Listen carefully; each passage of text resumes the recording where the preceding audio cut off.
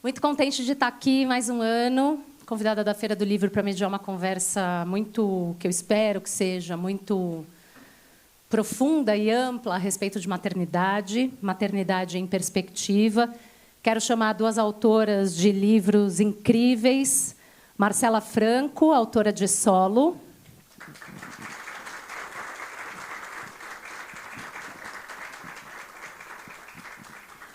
Mar Garcia Puig, A História dos Vertebrados.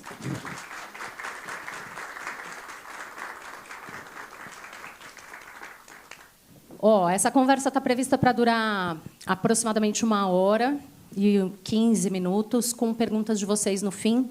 Então, à medida que vocês forem acompanhando a conversa, tiverem dúvidas, quiserem fazer perguntas, vão ficando de olho. Acho que vocês ganharam um papelzinho. Fiquem de olho no pessoal da feira que está por aí, que vai trazer as perguntas aqui para mim, tá bom? Vou fazer uma apresentação rápida das duas autoras e a gente começa a nossa conversa. Mar Garcia Puig nasceu em Barcelona em 1977. É escritora, editora, tradutora, formada em Filologia e Literatura Inglesas pela Universidade de Barcelona. Tem mestrado em Linguística. Entre 2016 e 2023, foi deputada no Parlamento Espanhol pelo Partido Podemos e atuou como porta-voz da Comissão de Cultura. Publicou artigos em diversos veículos nacionais, como é O País e La Vanguardia, e participou de várias obras coletivas de ficção. A História dos Vertebrados, seu primeiro livro, foi traduzido em diversos países e ganhou os prêmios Cidade de Barcelona e Vanity Fair de autora revelação. Marcela Franco é jornalista, bacharel em letras, pesquisa literatura biográfica e epistolar, trabalhou em jornais, revistas e agências de comunicação paulistas e cariocas. Na Folha de São Paulo, editou o suplemento infanto-juvenil Folhinha e assinou a coluna do Meu Folhetim. É autora do podcast Criando Caso, sobre escrita e literatura, e, desde 2018, ministra oficinas de escrita criativa. É mãe de Teodoro e vive em São Paulo. Solo é o seu primeiro livro. Essas duas mulheres escrevem sobre maternidade de pontos de vista diferentes, mas muito convergentes. No livro Matrescência, a autora britânica Lucy Jones descreve o termo como uma reorganização profunda, psíquica, física e até cerebral. A escritora Ruth Manos, em Ter ou Não Ter Filhos, fala sobre a necessidade de uma investigação profunda da disposição da mulher para se despedir de quem ela é, para se tornar outra pessoa quando se torna mãe. Por fim, a neurocientista italiana radicada nos Estados Unidos, Lisa Mosconi, das maiores autoridades do mundo em menopausa, fala em reorganizações cerebrais e hormonais profundas que acontecem em 3 períodos da vida da mulher que escolhe ter filhos, e uma delas é justamente a gravidez e o puerpério. Tanto Marcela quanto Mar tratam dessas transformações em seus livros. Solo, com ilustrações de Paula Schiavon, e A História dos Vertebrados, ambos publicados pela editora Bazar do Tempo. Marcela fala de maternidade solo e toda a sobrecarga, solidão e culpa que vivem 7.800.000 mulheres que criam os seus filhos sozinhas no Brasil, o que corresponde a 13,5% das unidades domésticas do país, segundo o último censo do IBGE.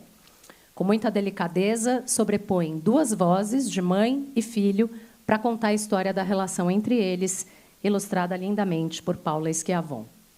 No caso da Mar, essa transformação vem embalada em uma depressão pós-parto, ou uma loucura puerperal, que ela descreve e investiga no livro.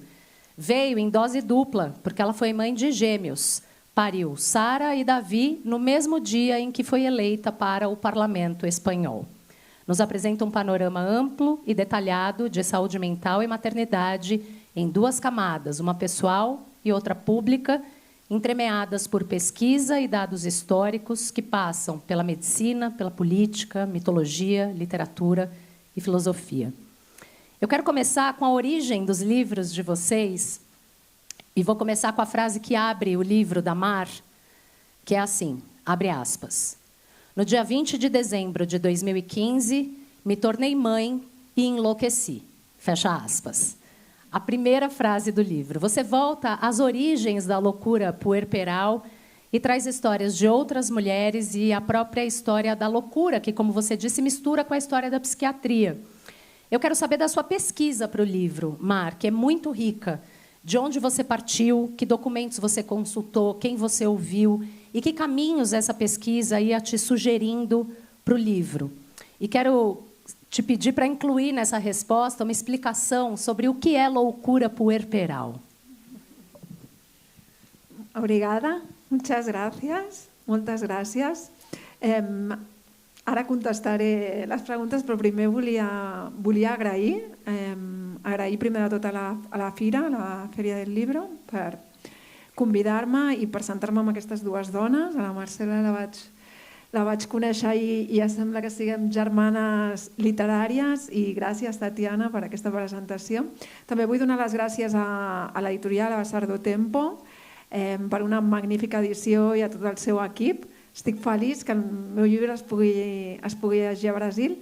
I també vull donar les gràcies a l'Institut Ramon Llull, és l'Institut de les Llengües Catalanes, i a la traductora per poder parlar en català i dirigir-me en català a tots vosaltres, les traductores, aquesta feina tan invisible però imprescindible. Així que moltes gràcies per ser la meva veu en portuguès avui aquí. Em sembla que no em deixo cap agraïment. És que estic molt feliç d'estar aquí i vull donar les gràcies. Doncs ara ja per contestar la pregunta, una mica tu ja has apuntat, no? Aquesta primera frase del llibre, que jo no l'anava a deixar així. Jo vaig dir, de què vull parlar en aquest llibre? Vull parlar de bogeria i maternitat. Començo la primera frase i quan acabi ja tornaré a refer-la, la primera frase, no? Però no hi vaig... Em va agradar i així es va quedar, no? L'origen del llibre és la meva pròpia experiència personal. Jo vaig donar llum a bessons i efectivament vaig embogir. Vaig embogir i a més es donava la circumstància que el mateix dia que vaig donar llum em vaig convertir en diputada al Parlament espanyol. Jo, que era una persona que no venia de la política, jo vinc de l'activisme feminista i cultural, i em van proposar anar a unes llistes d'aquest moviment ciutadà i vaig dir que sí, i el mateix dia que vaig donar llum i em vaig convertir en mare, em vaig convertir també en diputada. El dia següent jo em desperto, això va ser de matinada, el dia següent em desperto a l'habitació de l'hospital i tinc una crisi d'ansietat molt forta que va ser diagnosticada pels psiquiatres, es va extendre durant un temps i va ser diagnosticada pels psiquiatres com una crisi d'ansietat postpart amb deliris hipocondríacs. Això vol dir que jo pensava que estava molt malalta i que deixaria els meus fills sense mare, i altres vegades pensava que eren els meus fills que estaven molt malalts, no? Tenia com deliris hipocondríacs. Com us he dit, jo vinc del món de les lletres i quan em va passar això, més del tractament psiquiàtric i psicològic, jo vaig començar a buscar en els llibres, que al final és el meu recurs en la vida, vaig començar a buscar en els llibres què m'estava passant. I vaig començar a trobar-me en manuals de psiquiatria, etc. Anava trobant la veu de diferents dones que els havia passat el mateix camí. I vaig començar a resseguir aquestes històries. I molt especialment, jo sempre dic que el motor del llibre, la motivació del llibre és una dona, que en el llibre hi ha una foto seva, que es diu Emma Riches, que la primera vegada que vaig llegir això de bogeria puerperal va ser en el peu de foto que vaig trobar per Google, una foto d'aquesta dona quan la van ingressar en un psiquiàtric molt famós, el gran psiquiàtric europeu del segle XIX, l'Emma Riches, us la presento. La van ingressar després de donar llum a Bedlam, que era un psiquiàtric enorme, bastant infame, a Londres. I, per exemple, vaig voler resseguir la història, qui era Emma Riches, què li havia passat. La foto és molt misteriosa perquè sembla que tingui 3 mans, porta una espècie de camisa de força i té les seves mans i hi ha com una altra mà, no? Llavors, per una persona que li agrada la literatura, imagineu-vos, no? De qui és aquesta tercera mà? Qui és Emma Riches? Què li va passar? I vaig començar a investigar en els historials mèdics del psiquiàtric de Bedlam. La història d'Emma Riches, que podria ser una novel·la sencera, Estant al llibre vaig investigar en diferents psiquiàtrics, és una història força tràgica, però a través de la veu que vaig trobar d'ella en els historials mèdics, les coses que els psiquiatres deien que la Emma deia, vaig començar a trobar una mena de mirall, no?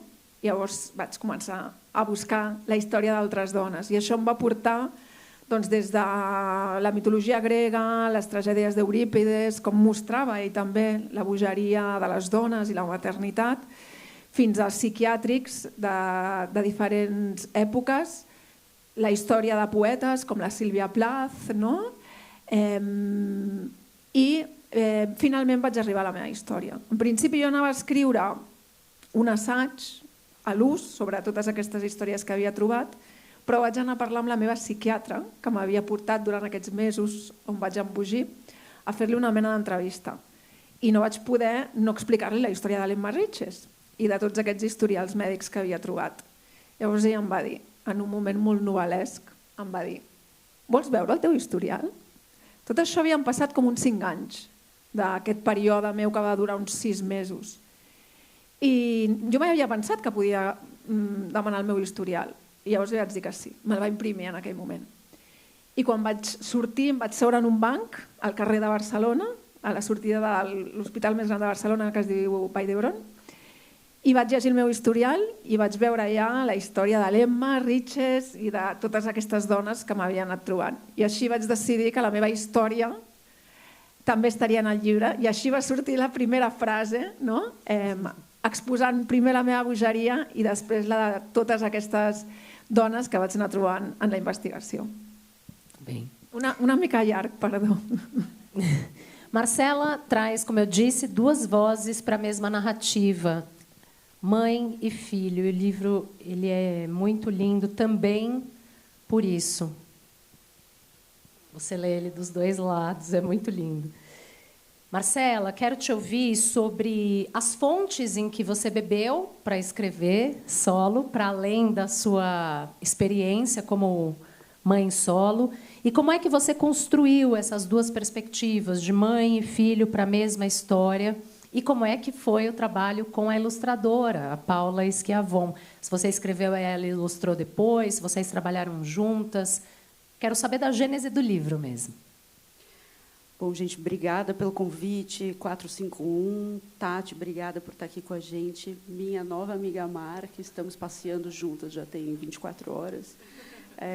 Obrigada por estar vendo essa plateia cheia. É um sonho estar aqui na Feira do Livro e um prazer estar falando para vocês sobre o meu livro e estar aprendendo tanto sobre a literatura da Mar. Então, é uma tarde bem emocionante. O solo nasceu muito, obviamente, dessa experiência. Fui mãe solo durante 10 anos. Meu filho hoje está com quase 18. E eu me casei de novo, por isso deixei de ser mãe solo, porque me casei com uma pessoa que compartilha muito a criação do meu filho.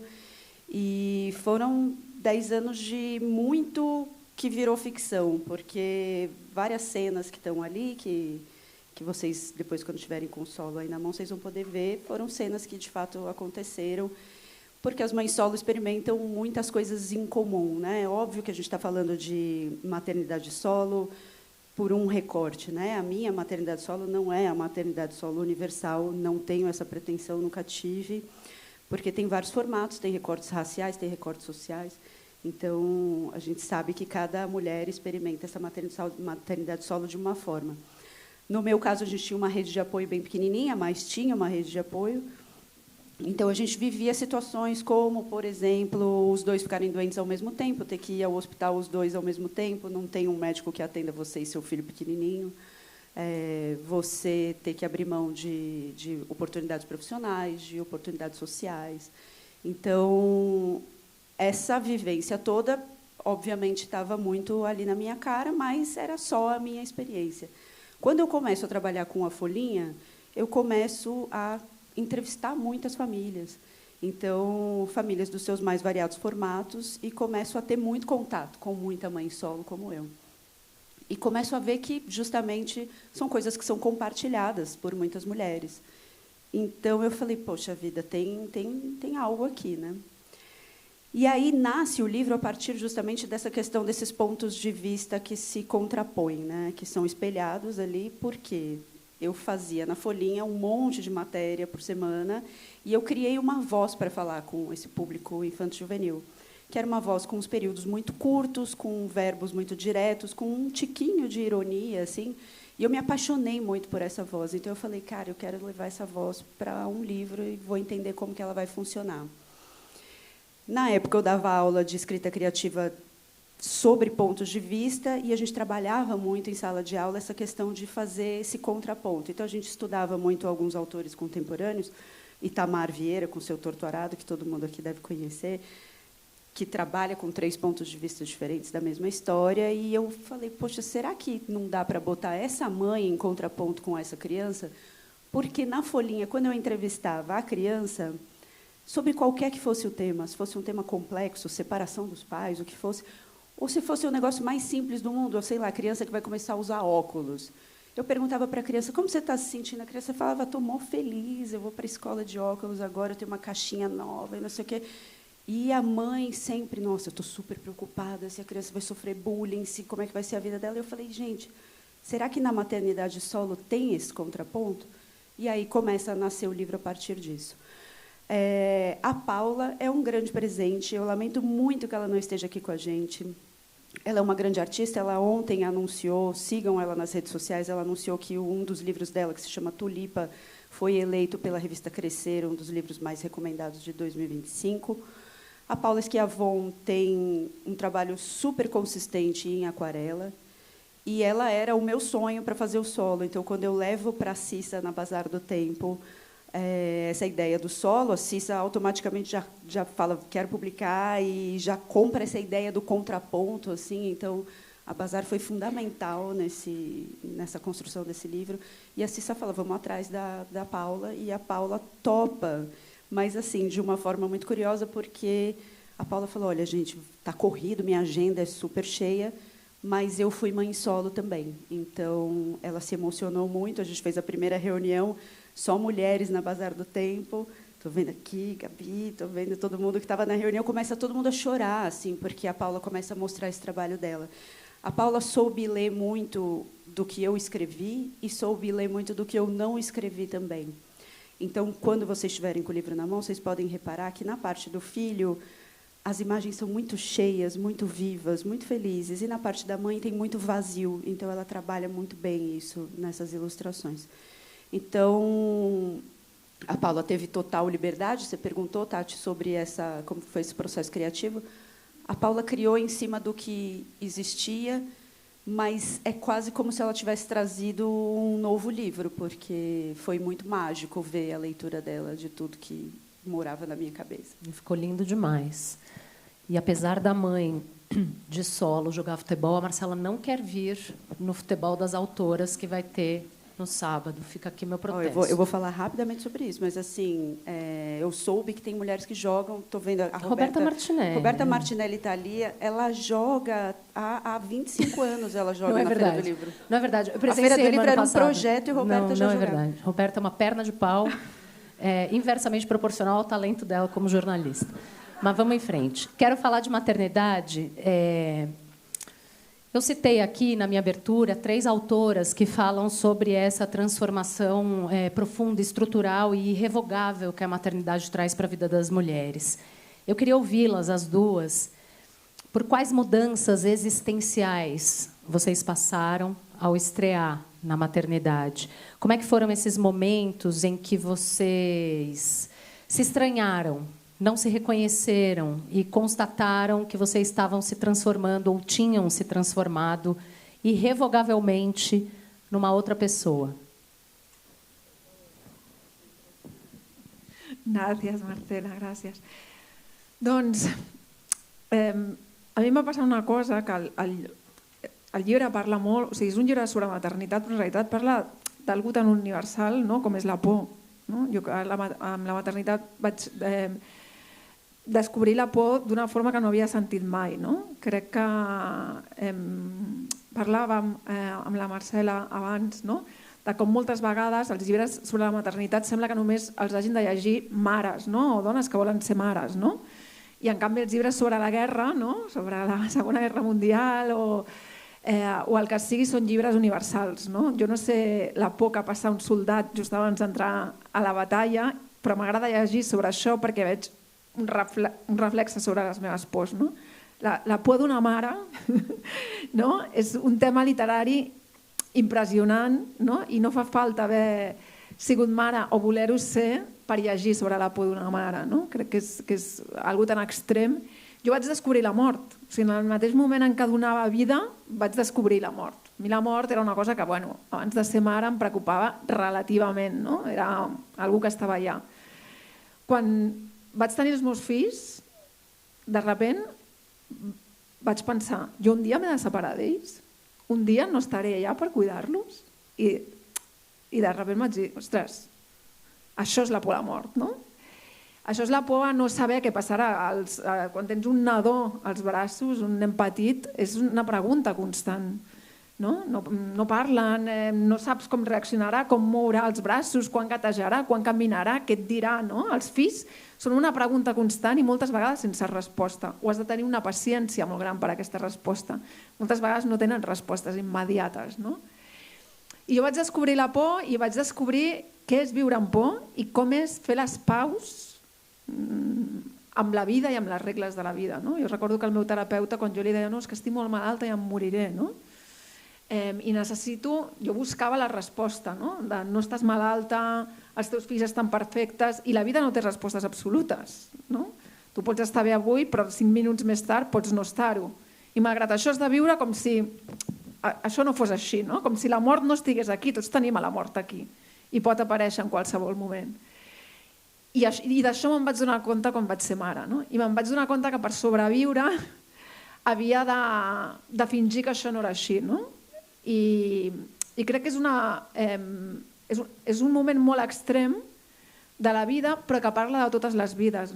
Tots negociem constantment amb les nostres pors i amb unes regles de la vida que no ens agraden, però que són les que tenim, no les podem canviar. E és uma negociação constante. Vou acrescentar, Marcela, para além de saber como é que foi esse momento para você, em algum momento você achou que você tivesse enlouquecido? Não, Tati, não experimentei isso, mas eu compartilho muito do medo que a Mar fala. E ontem a gente estava numa outra fala e uma pessoa na plateia, acredito que uma mãe, perguntou para a gente como é que vocês fazem para lidar, com esse medo. E a Mar usou muito essa história do fingir, porque eu acho que quando você bota uma pessoa no mundo, você está ali responsável pela criação de alguém, você tem que esqueceu o imponderável, que o William Breman, que é um grande autor infanto-juvenil, sempre fala para mim, Marcela, esqueça o imponderável. Porque o imponderável está aí, você pode sair ali e dar tudo errado. Então, não senti essa loucura, mas compartilhei muito do medo. No solo tem uma passagem que a mãe coloca um banquinho azul, que ela mostra esse banquinho para ele, e ela fala, olha, se acontecer alguma coisa comigo, você sobe nesse banquinho e interfona. E isso veio muito de um pânico que eu tinha, porque quando você está criando uma criança sozinha na sua casa, você está lá e tá, tudo bem, se der tudo errado e ele passar mal, você sabe o que fazer. Mas e se você é a pessoa que passa mal e é uma criança pequena? Teodoro hoje está com quase 18. A gente teve celular depois de um tempo, gente. Eu sei que tem gente muito jovem na plateia, mas assim o celular não é um negócio que existe há tantos anos assim. Então não tinha telefone fixo. Aí como é que você faz a criança discar, alguma coisa? Então assim esse medo aparece no solo com essa história do banquinho azul que é bem significativo e que no contraponto do filho o banquinho azul tem outro significado, mas aí vocês precisam ler o livro para ver como é que ele enxerga. Mas eu acredito que a transformação, respondendo a tua pergunta, principal veio esse medo, que é 100% do tempo, 24 horas por dia, mas que aí você acha um jeito de dar uma desligada para conseguir viver. Mas eu também descobri uma força que eu nem sabia que eu tinha. Então, sempre fui aquela pessoa com a autoestima um pouquinho danificada, E aí você cresce achando que você não dá conta e tal. E aí, enfim, cai uma maternidade solo no teu colo e aí você tem que dar conta, não tem outra opção. Então, eu descobri que eu sabia fazer muita coisa e até hoje, com ele grande, sigo descobrindo. Então, a transformação, acho que, para mim, foi muito positiva. Uhum. Em contraponto, tem um sentimento de solidão que aparece também nos 2 livros e que é muito comum entre mulheres que são mães. No livro da Marcela, esse sentimento aparece logo depois que a narradora chega em casa com um bebê recém-nascido e ela diz, e aí todo mundo vai embora. Né? Em algum momento, logo depois dessa chegada, todo mundo vai embora. No livro da Mar, me chama a atenção que o pai só aparece efetivamente lá pela página 85, assim. Também quando chegam em casa com as crianças. E, embora o pai estivesse lá, você também narra momentos profundos de solidão, que imagino que tenham sido reforçados por frases como: você precisa se esforçar para tirar esses pensamentos da sua cabeça. Quer dizer, tendo ou não um pai presente, esse sentimento de solidão aparece. Eu queria ouvi-las sobre um sentimento de solidão, ainda que você esteja acompanhada. E aproveitar para perguntar... Estou dando vários truques, metendo 2 perguntas em uma, né? Aproveitar para perguntar quem eram as pessoas que estavam com vocês ajudando a segurar essa barra que é se transformar numa mãe.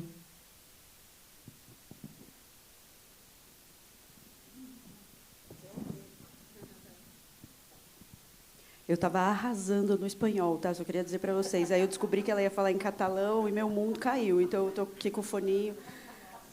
Mas ela até me elogiou, né? Que eu falo um bom espanhol. O catalão vou deixar a desejar. A minha rede de apoio, como eu comentei, era bem pequenininha, mas era uma rede de apoio. Então, aqui em São Paulo, eu tinha a madrinha do meu filho, que é, assim, sem dúvida alguma, a pessoa mais sensacional que eu já conheci, e o meu pai, que era um cara que estava muito ativo profissionalmente na época ainda, e precisava fazer os corres dele ali, mas se dispunha. Teve um negócio muito legal, meu pai não está aqui, eu acho. Ele se aposentou aos 50 e poucos anos para poder me ajudar a pagar a escola do Teodoro. E aí, hoje, aos 74, está lá com uma aposentadoria super pequenininha, mas assim foi uma rede de apoio muito fundamental. E minha mãe morava fora de São Paulo, e ontem eu até comentei na nossa fala anterior sobre essa... eu não tinha escolha. Então, o Teodoro ia passar férias de verão, que as escolas, muito gentilmente, no Brasil, dão férias de 3 meses para as crianças, e as creches e escolas não acompanham, e o mercado de trabalho. Meu chefe não me deixava faltar 3 meses no trabalho. Então, o Teodoro ia passar férias no litoral. Então, ficava lá longe. Então, assim, é uma rede de apoio? Mas tem as suas falhas, né? Mas aí você perguntou sobre... Como é que era o começo da pergunta, Tati? Sobre a solidão intrínseca à maternidade, Exato. Certo? Que é uma coisa que eu venho falando muito quando a gente está conversando sobre o solo. Toda mãe se sente sozinha. Eu acho que deve ter mãe aqui. Você está casada com o seu companheiro, com a sua companheira, você tem a tal da vila que precisa para criar uma criança, você tem um monte de amigo presente, mas toda mãe, em determinada medida, vai se sentir sozinha, porque tem que tomar decisões, porque tem que arcar com o que uma amiga minha mãe fala, você tem que arcar com a felicidade de outra pessoa. Isso é um negócio muito louco, né? Você ser responsável por a outra pessoa ser feliz. Então, você tem que manter vivo, primeiro, que já é um grande desafio, e, segundo, manter vivo e feliz. Então, eu acho que a maternidade solo, obviamente, escancara isso, e isso é 24 horas por dia. Você se sente muito sozinha, porque você, de fato, está sozinha. Mas eu acho que toda mãe, em determinada medida, acaba sentindo essa solidão. Sí, estic molt d'acord amb el que deia la Marcela, no? Que, de fet, la maternitat, les icones que tenim de la maternitat, la Madonna, és una mare sola, no? Jo vinc d'un país molt catòlic, Espanya, i crec que Brasil també, no? I tot i que jo no soc creient, la icona de la Verge Maria, de la Madonna, està molt present en el llibre. De fet, vaig fer tota una investigació també, no?, sobre això, perquè el dolor de la Verge Maria és la gran mare, és la icona de la feminitat, de la maternitat, no? I primer és una dona que pateix, que sempre la veiem patir, inclús quan està amb el bebè a les mans, sempre té una mirada perduda, no? Que preveu el patiment, però més en tots els episodis bíblics, no? La crucifixió, aquesta imatge de quan ja està mort el Crist, sempre està sola, no? I històricament no va estar tan sola, no? Estava envoltada de gent, no? Però sempre històricament tot el pes, la felicitat, no? Com dius tu, d'aquest nen recau sobre la mare, no? La mare se suposa que sempre és forta, sempre està sencera, sempre està allà i és una figura molt solitària. Totes les iconografies artístiques, històriques, la mare sempre està sola, no? Jo de les primeres coses que vaig descobrir quan vaig començar a investigar sobre el llibre, no? Jo vinc d'un país molt catòlic, però si anem a l'antiga Grècia, no? Una altra cultura, una altra religió, el mite mitjançant el qual en la seva religió explicaven el canvi de les estacions és un mite del dolor d'una mare en solitari, no? Que és la història de Demeter, que Hades segresta la seva filla i se l'emporta a l'Hades. Ella pateix molt, en solitari la busca per tot el món i finalment quan la troba arriba a aquest acord amb Zeus i amb Hades, no? Amb el déu, que Hades es quedarà amb la seva filla durant uns mesos i la mare es reunirà amb la filla, Persèfone, durant uns altres mesos, no? I això explica a l'hivern i la tardor, mesos foscos, de fred, que la terra no és fèrtil, és quan la mare i la filla no estan juntes i per tant la mare pateix. I l'estiu i la primavera és quan mare i filla estan reunides, no? O sigui, més enllà, no torno al tema de la maternitat, més enllà que t'interessi la maternitat o no, la maternitat és una força i el dolor matern és una força que explica la nostra civilització, no?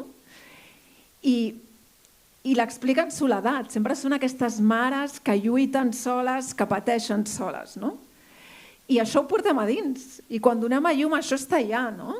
I malgrat això hi ha una xarxa. I també jo crec que la història dels vertebrats és una crida a entendre que la maternitat, la criança, és col·lectiva, no?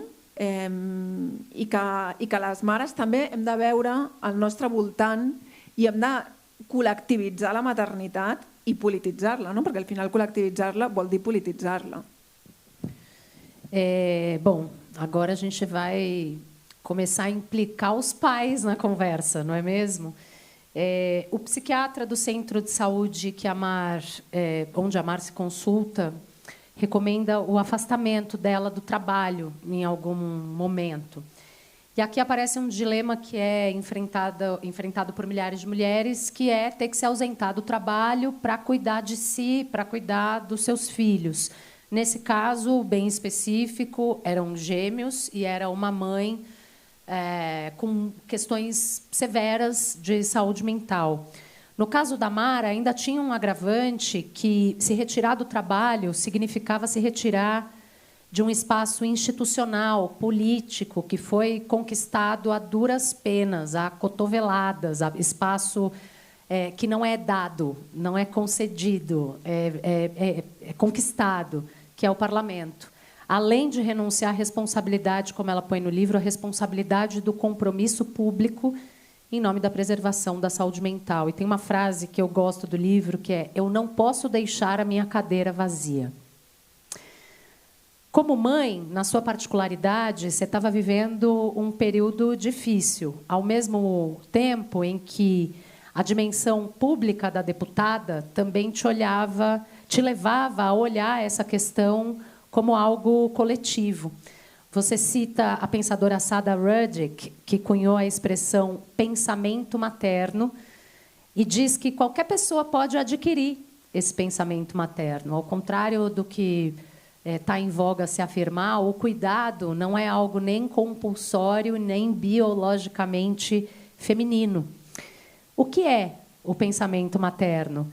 E que relação esse conceito guarda com a política do cuidado, uma atividade que, em geral, como eu disse, é culturalmente esperada e cobrada das mulheres? Doncs m'encanta que em preguntis per la Sara Ruddick i el pensament matern. No? La Sara Ruddick és una pensadora que fugeix molt d'aquesta idea de que hi ha alguna biològic en les dones que ens impulsa a cuidar. No? I és molt revolucionari això, no? Perquè si això que fem les dones sempre i les mares, no? Això que es diu que és l'instint matern, no? Que ella diu que no existeix com a tal, sinó que és una voluntat de cuidar. No? I per tant tothom pot tenir aquesta voluntat. És una decisió i és molt revolucionari perquè això es vincula amb quin món volem. No? Es vincula amb el pacifisme, es vincula amb la solidaritat, amb l'acceptació de la fragilitat, de la vulnerabilitat. I això em porta a pensar, jo soc molt pesada amb les madones, però crec que en l'art i en les madones s'explica molt sobre això del pensament matern, sobre com enfrontem la vulnerabilitat. No? Hi ha una altra pensadora, l'Ariana Cabarero, que té un llibre que es diu Inclinacions i es connecta molt amb la Sara Ruddick. Ella parla de que cuidar és inclinar-nos cap al fràgil. I que això ho vincula molt amb la feminitat, no per una qüestió biològica, sinó per una qüestió històrica. No? I enfront de la rectitud masculina, que és el que jo em trobava en el Congrés, en el Parlament, no? Aquesta masculinitat recta, que no vacila, que no dubta, l'Ariana Cabarero diu que la inclinació cap al fràgil, i ella ho explica, també està en el llibre, no? Un quadre de Leonardo, on és una espècie de triangle que està la Verge, la seva mare, Santa Anna, i el nen que està jugant amb un animalet. No? I fan completament una diagonal. No? La Santa Anna s'inclina cap a Maria i Maria s'inclina cap al fill. No? I diu, això és la voluntat de la inclinació. I just darrere hi ha un arbre recte, que no s'inclina, no? Que és com la masculinitat. No? I llavors Ariana Cabarero i Sara Ruddick ens diuen que el pensament matern, aquesta inclinació respon a la voluntat. I això és revolucionari, perquè si tots podem inclinar-nos, no? Podem imaginar un món millor. No? I ara no recordo la pregunta perquè m'emociono parlant de les inclinacions. O quanto o pensamento materno guarda relação com a política do cuidado? O quanto ela pode ser ensinada e estimulada? Doncs, clar, la revolució feminista que hem viscut més recentment és posar les cures, els cuidados, no? El que diem posar-lo en el centre. No? I en el fons el que fa una mare, no? Es parla molt de l'activisme de les mares. No? Les Madres de Mayo, Argentina, no? A Espanya també hi ha moltes mares. Jo parlo, per exemple, d'una vaga històrica que van iniciar les mares a Barcelona a principis del segle XX perquè no tenien carbó per calentar els seus fills, no? I els fills passaven fred, no tenien diners, i van iniciar una vaga que va revolucionar la ciutat de Barcelona. No? Al final, les mares, perquè cuidem, estem en contacte amb la vulnerabilitat més bàsica. No?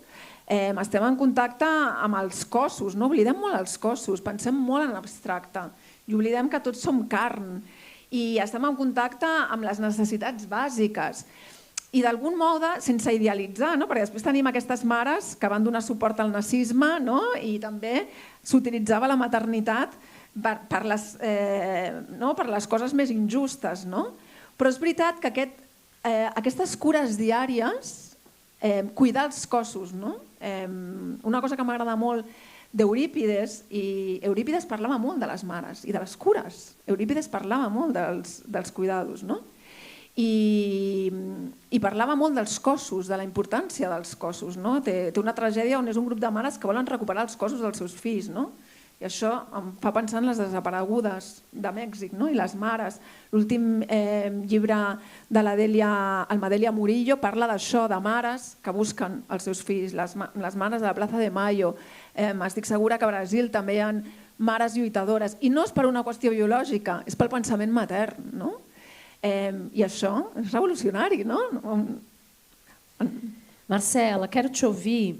A política do cuidado tem sido apontada como um ponto fundamental na busca por igualdade de gênero, né? Enquanto os homens não aprenderem e não praticarem o cuidado, fica muito difícil a gente avançar em termos de igualdade, de trabalho, de cuidado.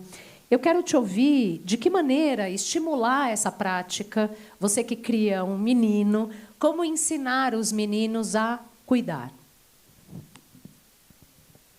Perguntas muito fáceis a Tatiana Vasconcelos faz. Eu queria primeiro apontar uma coisa super importante. A gente tem homens na plateia, tá? Que é um negócio que a gente não tem visto muito. Então, a gente tem visto, obviamente, muitas mulheres, muitas crianças, o que é muito legal, que as mães tenham trazido suas crianças, mas a gente está vendo homens na plateia e eu acho isso sensacional. Na minha prática específica da maternidade, eu acho que eu tenho uma, entre muitas aspas, vantagem, porque o meu filho assiste, desde o dia 1, uma mãe muito implicada nessa revolução, nessa melhora do mundo, da qual ele tem que fazer parte. Então, eu vejo que ele é muito cuidadoso com muita coisa, eu vejo que ele está sempre muito preocupado na escola, por exemplo, faz parte lá do núcleo de filosofia avançada, traz debates, e está levando isso para outros meninos com os quais ele convive. Eu acho, Tati, que é uma luta diária e na qual a gente precisa muito, obviamente, da ajuda dos homens, porque a gente sozinha não vai dar conta de fazer isso. Então, assim, eu estou aqui criando um menino, mas esse menino está fazendo parte de uma sociedade, e dentro dessa sociedade, esse meu filho, com a autonomia que ele está desenvolvendo, ele vai fazer escolhas. Então, eu posso ter criado ele muito bem, mas o que o mundo está trazendo para ele? Então, a gente precisa, obviamente, dessa cooperação. No meu caso, eu tenho a ajuda de um companheiro muito preocupado em botar um cara legal no mundo. Então, eu sei que, por exemplo, nos grupos de amigo do meu filho, recentemente, no colégio dele, teve uma treta lá que foi super complexa, e os meninos se implicaram muito em preservar as meninas que estavam sendo expostas, sabe?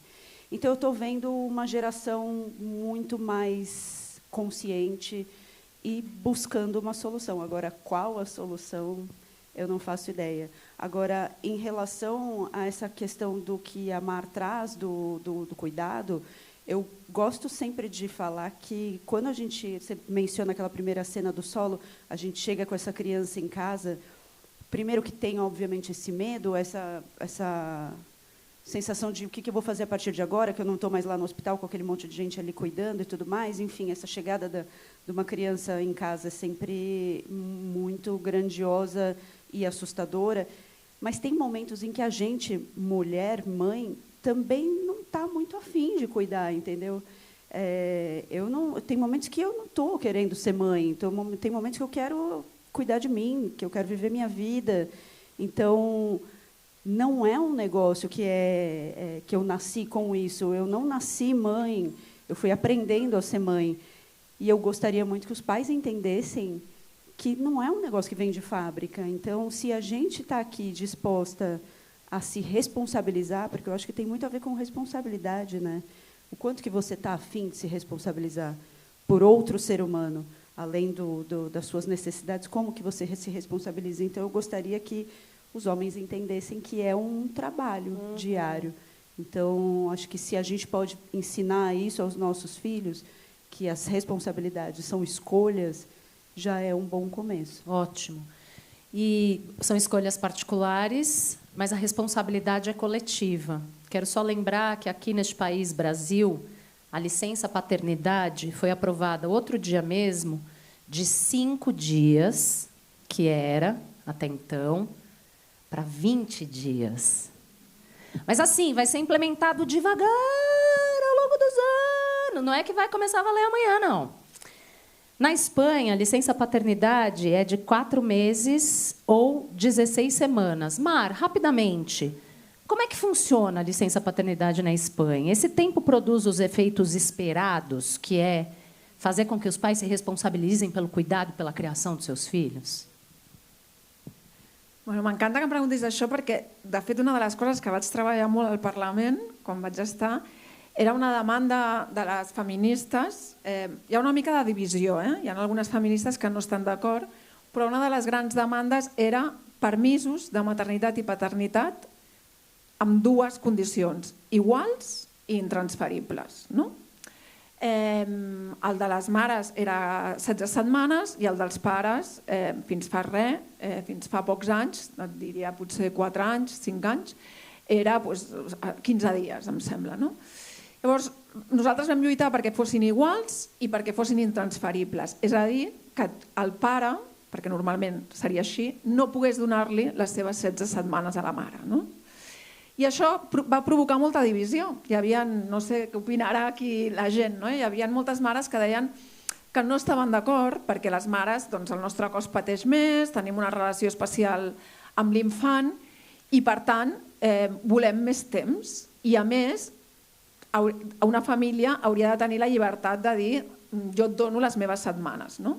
Per què pensàvem nosaltres que no, les dones que apoyàvem els permisos igualitaris i intransferibles? Perquè pensàvem que seguiríem igual. La dona es quedaria les setmanes del pare, el pare tornaria a la feina i el fet que siguin iguals i intransferibles és una aposta perquè els homes s'impliquin igual en la criança. No ho aconseguirem de seguida, però finalment, quan la dona torni a treballar, tot això, clar, també és molt reduccionista, estem parlant de famílies, pare, mare, etc. De fet, hi ha tota una lluita de les mares soles perquè puguin sumar els dos permisos, o sigui, té moltes derivades, tot això. Però la llei ara és així, són 16 setmanes pel pare i 16 setmanes per la mare. Si hi ha dues mares, si hi ha dos pares, són 16 setmanes i hi ha una lluita perquè el de les mares soles es pugui sumar, exactament, i són intransferibles, que per mi és la clau. El pare s'ha de quedar sol amb el seu fill i ha d'estar 16 setmanes, igual que la mare, passant aquests moments al final de política de cures. I per mi és una de les lleis més revolucionàries que s'han aprovat a Espanya, tot i que, com dic, té els seus detractors. Però ara mateix la llei és aquesta. Eu queria falar agora um pouco sobre loucura como linguagem. Eu adorei esse aspecto do livro da Mari, que eu quero colocar também para o escrutínio da Marcela. E vou fazer aqui um preâmbulo que talvez seja um pouco longo, mas eu gostaria de contextualizar a pergunta que eu vou fazer. Baseada mais no livro da Mar, a Mar diz que a psiquiatria cometeu muitos disparates ao longo da história em nome da razão. E cita a lobotomia como um desses disparates, buscando sempre o controle do paciente, passando por cima de seus direitos. Não raramente, esses pacientes eram mulheres. A lei que proíbe esterilizações forçadas na Espanha foi votada em 2020. Até então, mais de 360 mulheres, se eu não estou lembrada, a Mar traz o número no livro, passaram por isso.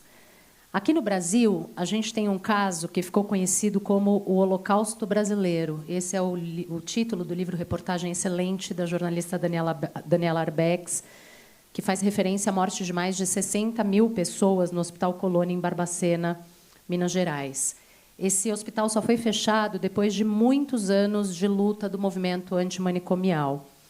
E era considerado um depósito de pessoas indesejáveis socialmente, como mulheres grávidas, mães solo, prostitutas, mulheres que incomodavam, por algum motivo, as suas famílias.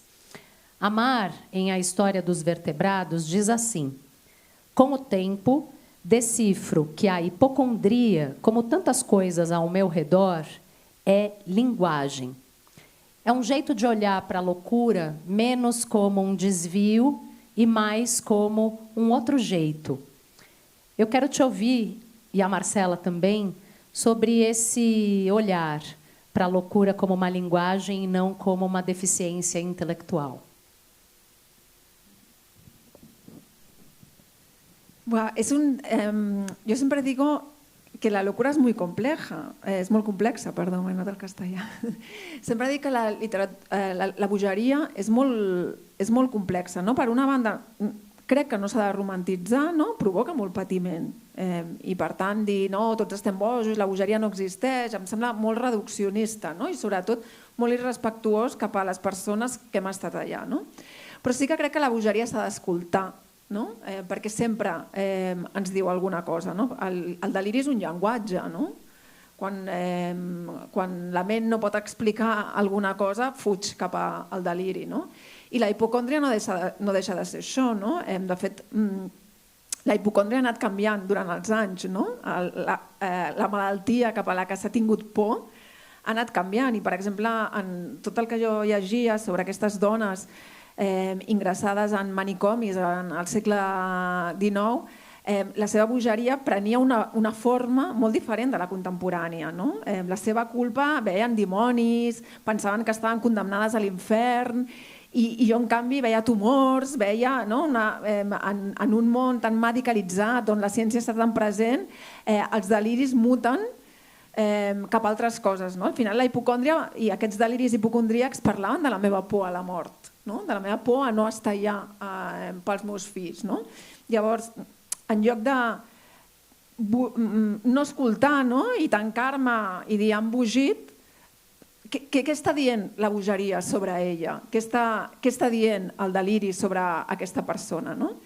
Hi havia un superintendent d'un psiquiàtric al segle XIX. La història dels psiquiàtrics del segle XIX és apassionant, perquè el segle XIX va viure unes transformacions brutals, científiques i tecnològiques, però també humanes. No? Va néixer la psiquiatria, va néixer l'obstetrícia, el capitalisme com el coneixem avui en dia, la forma de viatjar, de sobte màquines que s'anaven inventant, no?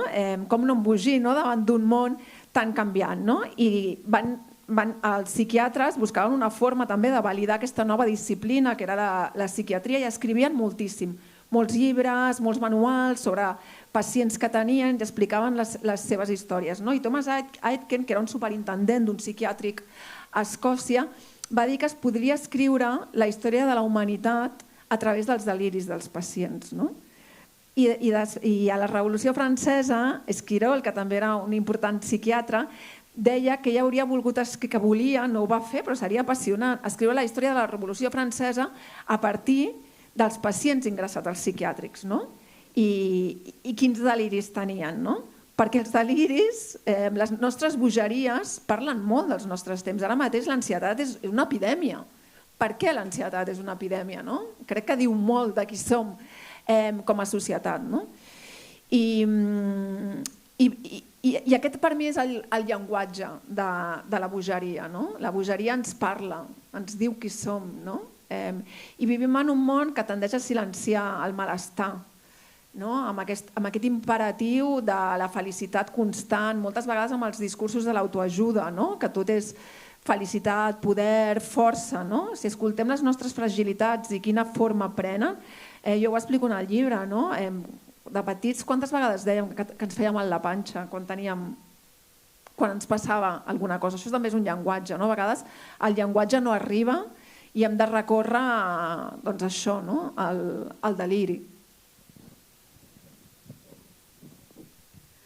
Eu vou citar uma conversa que a gente estava tendo agora recentemente no Uber, porque a Mar teve um diagnóstico de endometriose também, que é um diagnóstico que eu tive, só que o da Mar foi muito na juventude e dificultou, inclusive, o processo para ela engravidar, isso está tudo lá no livro, e o meu diagnóstico de endometriose veio depois da minha gravidez e me acompanhou até esse momento da minha vida que eu entrei na menopausa e, glória a Deus, me livrei da endometriose finalmente.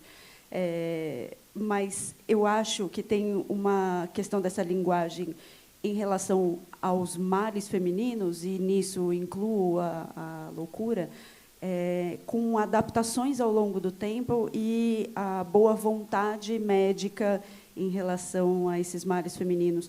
Eu lembro da minha mãe me contar que, muito jovem, teve um diagnóstico de que tinha algum problema mental, que ela não sabia dizer exatamente o que era, e que o tratamento seria tomar choques. E ela tomou choques. Minha mãe tem 70 anos, não é que minha mãe nasceu em 1900. Então, hoje em dia, como que teria sido esse diagnóstico da minha mãe, como que teria sido o tratamento dela, como que teria beneficiado ela essas atualizações das coisas. Mesma coisa aí fazendo esse link com o nosso diagnóstico de endometriose, que até pouco tempo atrás era um negócio também sobre o qual não se falava, e sofrer durante a sua menstruação, ter dores avassaladoras, era a coisa mais normal do mundo, você tinha que aguentar porque você era mulher. E ontem uma moça na plateia perguntou para a gente se a loucura não era intrínseca à maternidade, né? Se existia uma possibilidade de ser mãe sem se sentir louca, né? E eu acho que, como a Mar diz, a gente tem que tomar muito cuidado com essa romantização, né? Estou louca, sou mãe, estou louca. Mas eu acho que tem muito dessa construção dos medos todos e a forma como a gente pode ou não estar aberto para abraçar esses diagnósticos femininos, né? O léxico também vai dando conta do que a gente vai apresentando para o mundo, né? A posteriori. Eu estou um pouco obcecada pela loucura que a Mar traz no livro e a relação que ela faz tanto com o gênero quanto com a maternidade, a partir da maternidade com o gênero, né? A Mar diz que a loucura puerperal desafia a hegemonia da ideologia doméstica. E aqui eu vou pedir licença para ler uma frase, na página 30, que diz assim: a loucura puerperal desafia a hegemonia da ideologia doméstica. As mulheres abandonavam suas tarefas, desafiavam os maridos, quebravam a louça e rasgavam as roupas. Violentas e sujas, deambulavam pelas ruas e se mostravam sexualmente descaradas. Eu fiquei pensando nos momentos, nos tempos contemporâneos, né, nos tempos que a gente vive, de ascensão de um conservadorismo que pretende levar as mulheres para lugares dos quais elas lutaram tanto para sair, né? Por exemplo, nessa ideologia doméstica que você se refere no seu livro. E, bem, querem levar a gente, pregam esse comportamento. Tem muitas influencers hoje pregando o comportamento da mulher do lar, doméstica e domesticada, quase sempre acompanhada de supressão de direitos, né? Está se falando em caça-voto de mulher nos Estados Unidos, uma coisa assim que a gente achou eu pelo menos achei que estava superado, né? Que a gente não ia voltar a discutir. Nesse contexto, queria ouvi-las. A loucura pode ser uma ferramenta de libertação da mulher desse universo para onde tantos acham que a gente deveria voltar? Vamos quebrar as coisas agora, Marcela. Vai. A mi és que m'encanta parlar de bogeria. Jo podria estar parlant... M'encanta. Essa mesa vai ter 3 horas, preparem-se. Eu estou brincando, viu? Eu sei que eu tenho só 15 minutos. No, és que, a més, sense romantitzar la bogeria, la psiquiatria ha sigut una arma de silenciament polític, històricament. No? Tu parlaves de la lobotomia. Als Estats Units, que ho fan tot en sèrie, no? Com els cotxes, es van inventar la lobotomia transorbital, que era una forma de fer lobotomies en 5 minutets. No? I quan jo vaig trobar en la meva investigació que la primera lobotomia transorbital li van fer una dona que va arribar a la consulta del psiquiatre dient estic molt cansada, no puc més, no? Se'n van obrir els ulls. Aquesta és la primera lobotomia transorbital que es va fer als Estats Units. Aquesta dona que deia que estava cansada i no podia més. Però és que després, quan tu mires les dades de les lobotomies transorbitals, la gran majoria es van realitzar en població de psiquiàtrics de raça negra. No? I a Espanya, no sé, això no surt al meu llibre, però és un tema apassionant, durant la psiquiatria, durant la dictadura, un infame psiquiatre es va inventar la denominació de el gen rojo. Rojo en castellà, no sé si en portuguès també és comunista o molt d'esquerres, no? Tenia aquesta dictadura feixista on s'ingressava gent en els psiquiàtrics i se la maltractava perquè tenien el gen rojo, no? Que es considerava que era una desviació psiquiàtrica. I això en el llenguatge diari ho veiem, no? Quan les dones en la política, per exemple, no? Hi ha polítiques que són histèriques, emocionalment inestables. En castellà ara s'utilitza molt, tots els incels, masclistes, d'ultradreta, utilitzen molt la denominació charo, que charo és com un nom, però se li diu a les boges. Tiene cara de charo, no? Tiene cara de loca, no? I realment aquest retrocés que estem vivint s'apoya molt en la denúncia de la inestabilitat mental de les dones. I una mica torneu a casa que no heu pogut amb tot. Torneu a casa, com en el segle XIX, que ja éreu més felices, que s'us queda gran el món. I clar, el món patriarcal se'ns queda gran, lògicament. Les dones, estadísticament, patim molt més temes de salut mental. Home, perquè patim moltes més violències, i jo parlo des d'un lloc, però si parlés des d'un altre, en el llibre apunto una mica. Les dones, segurament, si jo hagués sigut una dona migrada, racialitzada, amb una situació econòmica diferent, a mi m'haguessin tret els meus fills, directament. Això m'ho va dir la meva pròpia psiquiatra. I el tema de la mare boja, per desautoritzar-la, per treure-li els seus fills, etc., és un tema castellà. El dolor matern s'utilitza com una eina política per silenciar-nos i l'amenaça que et considerin boja s'utilitza com una eina política. Per tant, per això jo crec que hem d'escoltar la bogeria. Sí, probablement les dones embogim més, perquè el món ens fa embogir més. Per les violències que patim, per les cures. Les cures et posen en contacte amb situacions molt extremes. Estem parlant de maternitat, però què passa amb la gent que cuida a la gent gran? El teu pare, la teva mare, grans, que també som les dones i que veiem com se'ns moren, i ho fem estadísticament molt més amb les dones. Llavors, escoltem aquesta bogeria. Jo crec que és una arma política escoltar la bogeria, que al final la bogeria és patiment, és dolor, Vou falar rapidinho, porque eu vi que a gente tem 10 minutos. Eu vou falar da loucura que é, na maternidade solo, você escrever um livro falando sobre isso. E não só isso, Tati. Eu acho que é a gente falar sobre as coisas.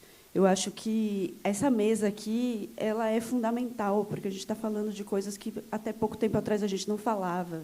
A maternidade solo era, como você disse, o lugar da mulher que ficava lá no manicômio.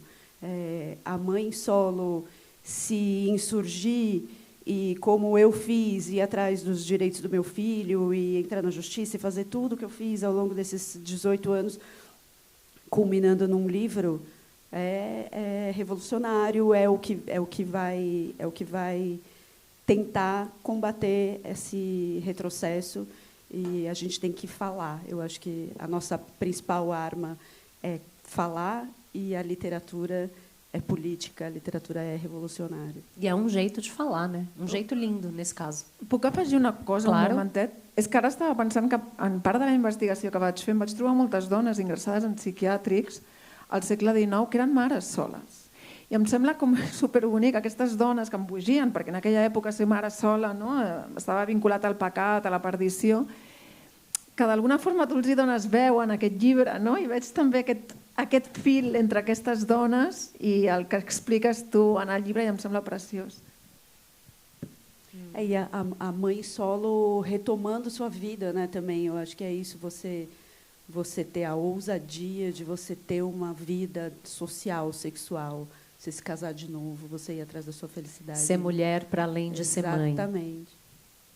Muito bom. Vou trazer duas perguntas da plateia. Eu vou distribuir uma para cada uma, tá? Vou começar com você, Marcela. De que maneira você colheu a voz do seu filho Teodoro no livro?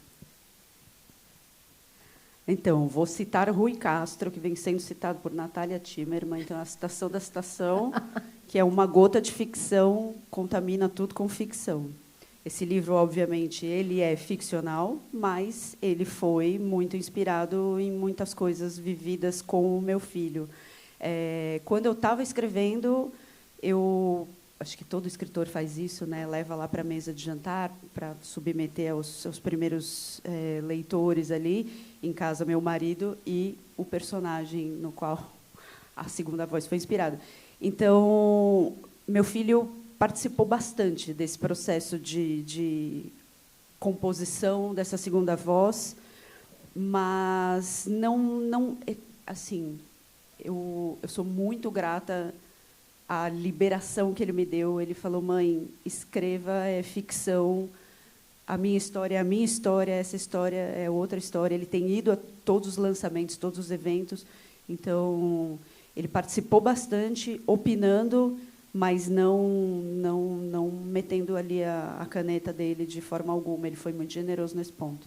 É o famoso baseado em fatos reais. Exatamente. Perfeitamente. Mar, a pergunta é para as duas, e Marcela, fica à vontade também, tá? Vocês percebem disposição da pesquisa científica em se debruçar sobre a particularidade da saúde mental em mulheres, considerando a singularidade hormonal, além da pressão social e da misoginia? Pergunta a Geòrgia. Jo crec que està clar que hi ha un tema hormonal, no? El que passa és que crec que reduir-ho tot al tema hormonal, jo recordo quan em va passar això que tothom em deia les hormones, no? Però jo estava en una habitació, en un hospital, amb una senyora al costat que acabava de donar llum i que no veia malalties al seu voltant, no? Per tant, sí, les hormones juguen un paper en la vida de les dones i dels homes. Es parla poc de les hormones masculines, que també juguen un paper, no? Però el llibre és una investigació no tan científica com més aviat literària, històrica i social, no? I tracto poc del tema hormonal. Crec que hi és i ho dic, però jo volia posar el focus més en un tema més històric, més social, no? Que crec que també juga un paper. Para finalizar, temos aí 5 minutos, eu vou fazer uma última pergunta.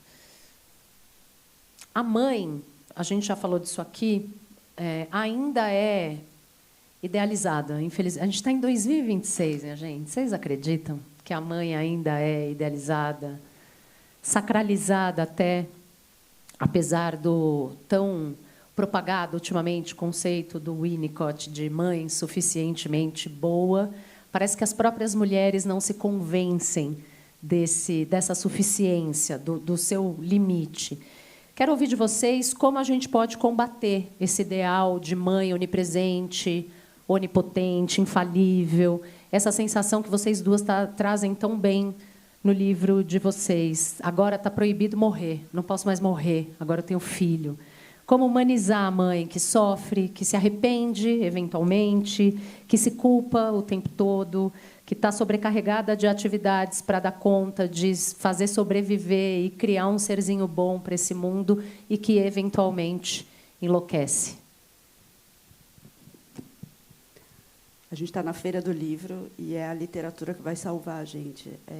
Eu acho que todas nós que engravidamos, porque ser mãe não é só engravidar, todas nós que engravidamos não ouvimos o que a gente podia ter ouvido de amigas muito próximas, de familiares, que não nos contaram a parte, como a gente falou ontem, a parte que não é glamurosa, a parte que não é bonita da maternidade, porque a gente sente dor, a gente sente medo, a gente às vezes se arrepende, a gente sente um monte de coisa que a gente não pode postar no Instagram que a gente está sentindo. Então, eu acho que quando a gente tem um livro como o livro da Mar, que é poderoso, porque fala sobre uma fragilidade, e ela está aqui com a gente, se expondo, sendo corajosa. Quando tem um livro como o meu, inspirado em fatos reais, de uma mulher que sobe num palco para falar sobre a sua experiência, para se expor dessa forma, e a gente está falando as verdades, além do lado lindo da maternidade, porque a maternidade tem o seu lado lindo. Eu sou apaixonada por ser mãe, eu sempre quis ser mãe, eu amo meu filho, eu teria outros 30 filhos. Eu acho que quando a gente pode falar sobre isso, juro, quando a gente pode falar sobre isso num lugar seguro e a gente pode se ouvir, eu acho que a gente está mudando o mundo. Então, é muito difícil essa solidão, não só da parte prática, mas dessa solidão de você se achar a pior mulher do mundo, a pior mãe do mundo. Mas será que tem alguma outra mãe sentindo como eu estou sentindo? Então, eu acho que o caminho é um deles, a literatura. Se a gente puder ler e falar sobre tudo que a gente está lendo, a gente vai chegar muito mais longe.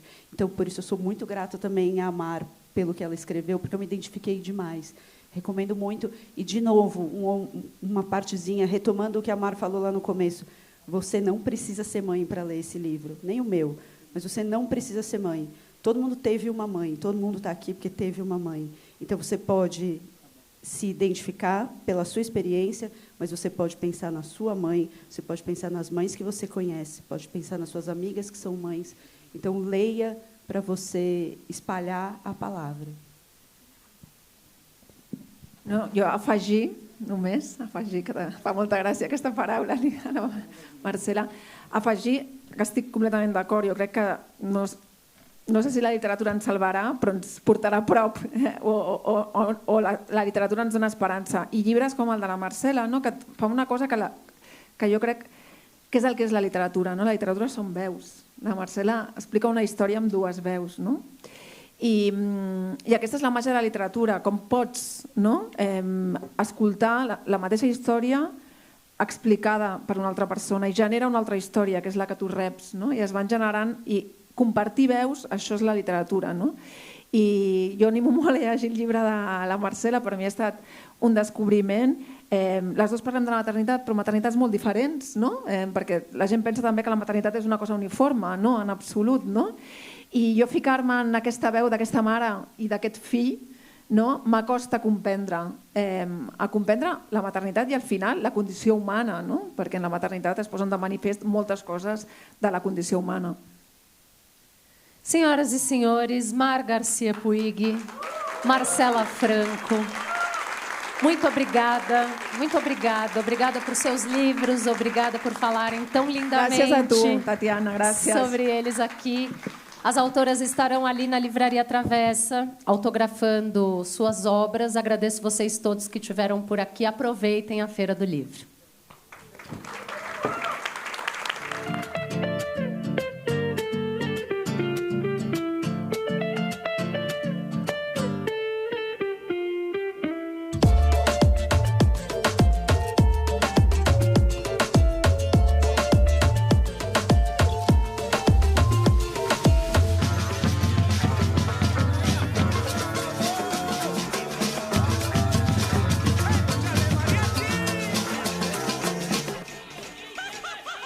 Sejam todos e todas bem-vindos à Feira do Livro 2026. A Feira do Livro é uma realização da Associação 451, da Maré Produções Culturais e do Ministério da Cultura por meio da Lei Rouanet. Patrocínio: Mercado Livre, Motiva e Prefeitura de São Paulo na categoria Ouro. Itaú e Laranjinha Itaú na categoria Prata.